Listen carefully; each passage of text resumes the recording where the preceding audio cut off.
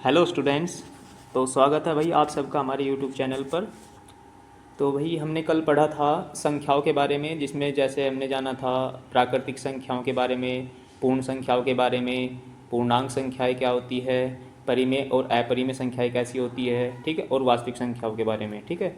तो आज का हमारा टॉपिक है परिमेय संख्या, और ये आपका है क्लास 7th का जो मैथ्स है उसका चैप्टर नंबर 1। तो चलिए शुरू करते हैं बिना किसी देरी के। तो हमारा पहला चैप्टर है परिमेय संख्याएं, लेकिन आगे बढ़ने से पहले आप सब अपने साथ एक पेन और कॉपी लेके बैठे, जिससे आप ज़रूरी चीज़ों को नोट कर सके, ठीक है। तो चलिए भाई शुरू करते हैं हमारा चैप्टर परिमेय संख्या। एक बार रिकॉल करते हैं चीज़ों को कि परिमेय संख्याएं कैसी होती है। तो ऐसी संख्याएं जो p बटा q के रूप में हो, जहाँ p तथा q हमारे क्या हैं, पूर्णांक संख्याएं होनी चाहिए। क्या होनी चाहिए? पूर्णांक संख्याएं, यानी इंटीजर्स होने चाहिए। और यहाँ पे एक कंडीशन है कि जो हमारा q है डिनोमिनेटर में यानी बटे में, वो नॉट इक्वल्स टू किसके होने चाहिए? ज़ीरो, यानी वो कभी भी उसकी वैल्यू ज़ीरो ना हो, ठीक है। तो ऐसी संख्याएं क्या कहलाती है? परिमेय संख्याएं। तो आगे देखते हैं। जैसे यदि हम एक एग्जाम्पल के यानी एक उदाहरण लेकर समझे, ठीक है। उदाहरण है हमारा जैसे 1/2, ये p अपॉन q की फॉर्म में है, यानी p बटे q के रूप में है। जहाँ पे p की जगह हम देख पा रहे हैं यहाँ पे 1 लिखा है, और जो q है उसकी जगह यहाँ पे 2 लिखा है। तो p बटे q के रूप में ये संख्या लिखी है 1/2, जो हमारी एक परिमेय संख्या है, ठीक है। यहाँ पे जो हमारा p है वो कहलाता है अंश, ठीक है, अंश। और जो हमारा q है ये कहलाता है हर, ठीक है। चलिए अब कुछ प्रश्नों को हल करते हैं, ठीक है। जैसे हमारा अभ्यास है, अभ्यास 1A, ठीक है, हमारा अभ्यास है 1A। अब इसमें पहला क्वेश्चन है यहाँ पे निम्नांकित, एक मिनट,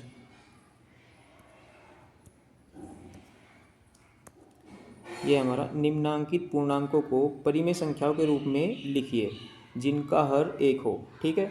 यहाँ पे पूर्णांक दिए हैं हमें कुछ, जैसे माइनस के साथ 11, 27, -45, 71। अब ये क्या है? ये अंश दिए हैं, केवल अंश दिए हैं, इनका हर हमें नहीं दिया गया है, ठीक है। यानी सिंपल सी बात है कि पूर्णांक दिए हैं तो इनका हर बनाना है हमको 1। और हमने एक बात सीखी थी भाई, एक बात क्या सीखी थी कि कोई भी यदि हमारे पास संख्या है, जैसे 5, 7, -9, ठीक है, तो आप इनके अपॉन यानी बटे में 1 लिख सकते हो, ठीक है। उससे उस संख्या पे कोई फर्क नहीं पड़ता, ठीक है। तो ये अंश हुआ 5, ये हो गया हर 1, ये अंश हुआ 7, ये हर हुआ 1, -9 अंश है और यहाँ पर हर है 1। इसी प्रकार आप ये जो संख्याएं ऊपर दी गई हैं इन सब के बटे में 1 लिखकर उसका जो हर है वो 1 बना सकते हो, ठीक है।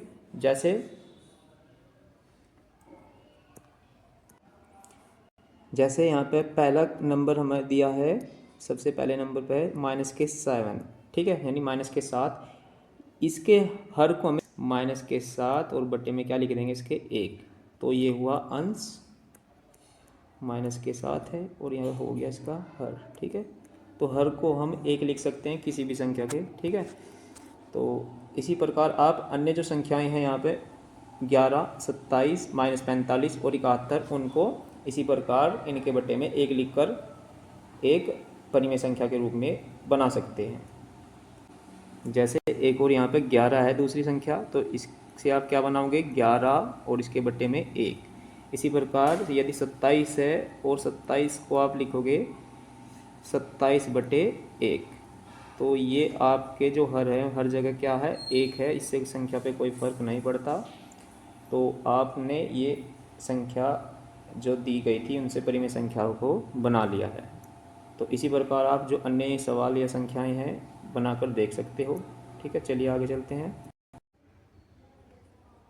तो भाई हमारा नेक्स्ट क्वेश्चन है क्वेश्चन नंबर 3, ठीक है, जिसमें कहा गया है -5 बटे -7 को ऐसी परिमेय संख्या के रूप में व्यक्त कीजिए जिसका हर है 7, -14, 21 और -35, ठीक है।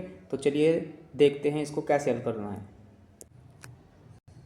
तो इसको हल करने के लिए भाई सबसे पहले आप ये परिमेय संख्या लिख लेंगे -5 बटे -7, ठीक है। ये जो परिमेय संख्या दी है, इसी परिमेय संख्या से हमें इनके जो हर है उसको बनाना है, एक बार 7, एक बार -14, एक बार 21 और एक बार -35, ठीक है। 4 क्वेश्चन पूछे गए हैं, इसी से करने हैं हमें, ठीक है। तो इसमें समझेंगे पहले, ये जो -5 है ये इसका अंश होता है, जो ऊपर की जो संख्या होती है वो अंश होता है, और जो बट्टे में होती है संख्या नीचे वो होती है हर। तो हमारी जो परिमेय संख्या है वो है अंश बटे हर के फॉर्म में, ठीक है। तो अब देखते हैं इसका जो हर है यहाँ पे फ़िलहाल -7 है, तो यहाँ पे इसका हर हमें किसी तरह प्लस के साथ बनाना है, ठीक है। तो देखते हैं इसको कैसे बनाएंगे। तो हमारी जो परिमेय संख्या है वो हमने लिख ली है -5 बटे -7। अब इसमें हमें ऊपर नीचे सेम संख्या से गुणा करनी है, जिससे हमारा जो हर है वो हमें क्या मिल जाए। स्टार्टिंग में पूछा है 7, तो यहाँ पे हर तो बोल दिया, जो नई संख्या मिलेगी हमें उसका 7, और जो इसका अंश है वो देखते हैं क्या आएगा। लेकिन यहाँ ये पहले ये सोचो कि -7 की मल्टीप्लाई आपने किससे की होगी कि वो +7 आ जाए, ठीक है। तो सीधी बात है कि यदि -7 की मल्टीप्लाई आप -1 से करोगे तो ही जाके +7 आएगा, ठीक है।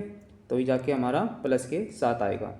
जैसे यहाँ पे -7 की गुना -1 से करी तो 7 ही कम 7 और माइनस +7, ठीक है। तो जिस संख्या की मल्टीप्लाई हमने नीचे की है यहाँ पे, सेम संख्या की ऊपर बटे लगाकर उसी संख्या से यहाँ पर -1 की है तो ऊपर भी -1 से मल्टीप्लाई करनी पड़ेगी, ठीक है। तो यहाँ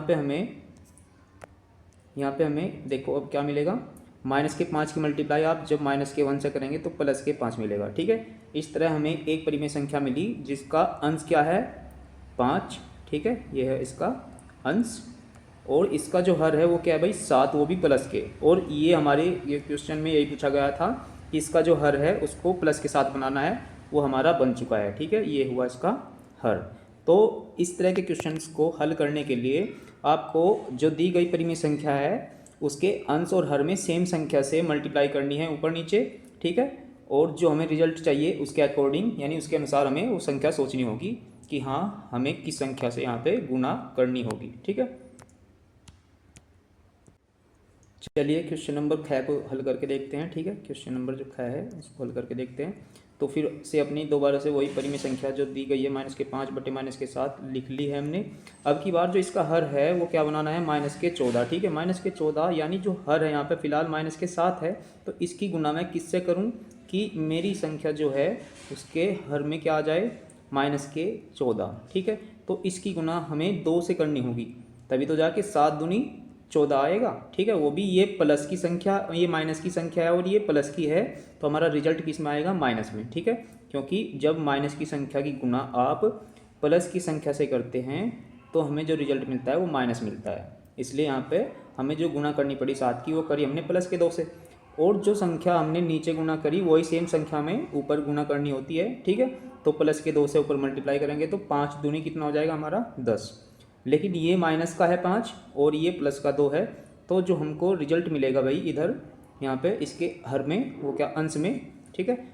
इसके अंश में हमें जो रिजल्ट मिलेगा वो मिलेगा -10। लेकिन हमें फोकस -10 पे नहीं करना, हमें तो यहाँ पे जो इसका हर है वो बनाना था -14, और वो यहाँ पे हमारा बन चुका है, ठीक है। तो अंश चाहे कुछ भी आए, लेकिन हमें क्वेश्चन में हर को चेंज करने के लिए बोला गया है, इसलिए यहाँ पे हमारा हर जो पूछा था वो आ चुका है, इसलिए हमारा आंसर सही है। तो एक बार दोबारा से देख लेंगे, ठीक है, कि -5 बटे -7 इसमें हमने ऊपर नीचे किससे मल्टीप्लाई की +2 से, और यहाँ पे क्या मिला हमें 5 दूनी तो हुए -10, क्योंकि ये संख्या माइनस की है और ये प्लस की, और माइनस प्लस माइनस होता है, और 7 दूनी क्या होता है भाई 14, लेकिन ये संख्या माइनस की है और ये प्लस की है, ठीक है। तो इसलिए यहाँ पे रिजल्ट मिलेगा हमें -14, ठीक है। तो ये हो गया हमारा आंसर, ठीक है। इसी प्रकार आपको ये 2 क्वेश्चन एक बार 21 और -35 ये हल करने हैं। हमारा नेक्स्ट क्वेश्चन है भाई क्वेश्चन नंबर 4, निम्नांकित परिमेय संख्या के हर को धनात्मक बनाइए, ठीक है। तो चलिए देखते हैं कैसे इसको हल करना है। तो चलिए देखते हैं क्वेश्चन नंबर क को कैसे हल करना है, ठीक है। तो -9 बटे -11 ये हमारी परिमेय संख्या दी गई है और इसके जो हर को हमें क्या बनाना है, धनात्मक बनाना है। तो हर क्या है इसका यहाँ पे -11, क्या है इसका हर -11। अब इसको धनात्मक बनाने के लिए क्या करेंगे, ऊपर नीचे इसमें अंश में और हर में क्या करेंगे, -1 से गुना करेंगे, ठीक है, -1 से। और ये बात ध्यान रखना, अभी पीछे समझी थी कि यहाँ पे जो गुना करते हैं वो सेम संख्या से करते हैं भाई। जो -1 के नीचे करी तो -1 की ही ऊपर करनी है, अगर जो यहाँ पे -2 की करी तो -2 की ऊपर करनी है, ठीक है।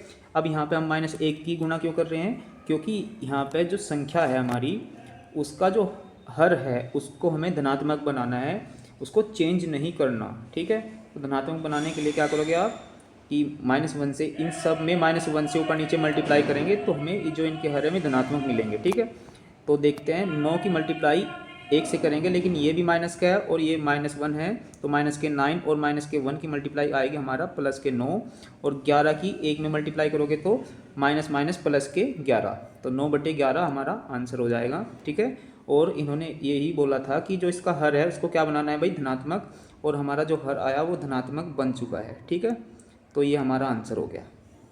इसी प्रकार आप इसमें भी -1 से ऊपर नीचे गुना करेंगे, इसमें भी और इसमें भी, और आपका आंसर आ जाएगा, ठीक है।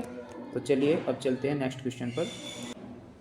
तो भाई हमारा नेक्स्ट क्वेश्चन है क्वेश्चन नंबर 5, ठीक है, जिसमें कहा गया निम्नांकित परिमेय संख्या के अंश को धन पूर्णांक बनाइए।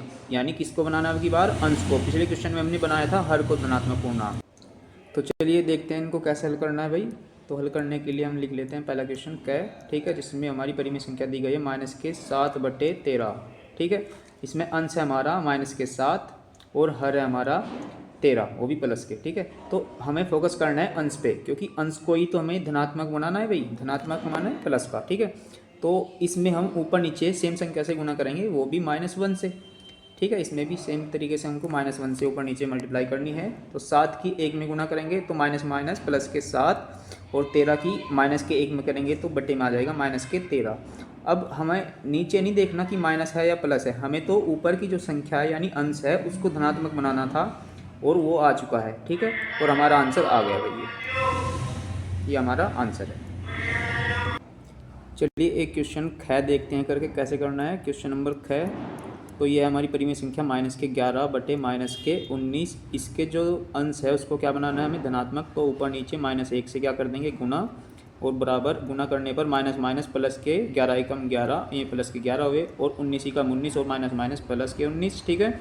तो ये बन चुका है हमारा धनात्मक, ये हुआ हमारा आंसर, ठीक है। इसी प्रकार आप शेष 2 क्वेश्चन को हल करना है। तो भाई इस प्रकार हमने अभ्यास A के 5 क्वेश्चंस को हल कर लिया है, ठीक है। शेष 5 क्वेश्चंस जो बचे हैं उनको हम देखेंगे अगले भाग में। यदि आपको ये अच्छा लगा हो, ठीक है, तो लाइक कीजिएगा, सब्सक्राइब और शेयर ज़रूर कीजिएगा, ठीक है। Thanks for watching.